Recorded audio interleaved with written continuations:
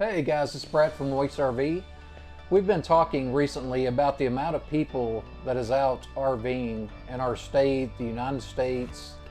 It's just amazing to see the families and friends that are out there, and they get together and they meet new people. They do all this amazing stuff. They post it on Facebook and social media, and it's good to see so much bad stuff going on in the world, and to be able to see some happiness out there, it's truly a blessing. It's something that we never thought we would see to this extent, but it's happened.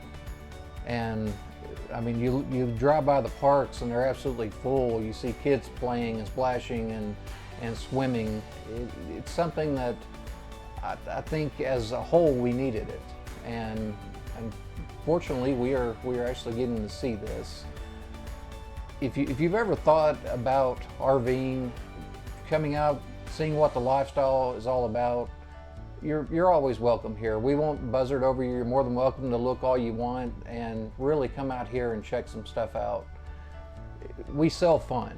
This is what this industry is all about. And guys, I promise you, if you come out here, you try it out, you won't regret it. It's something you could do for you and your family, and not just spend a whole lot of money doing it. So Father's Day weekend's coming up, guys. We've got a lot of big sales going on.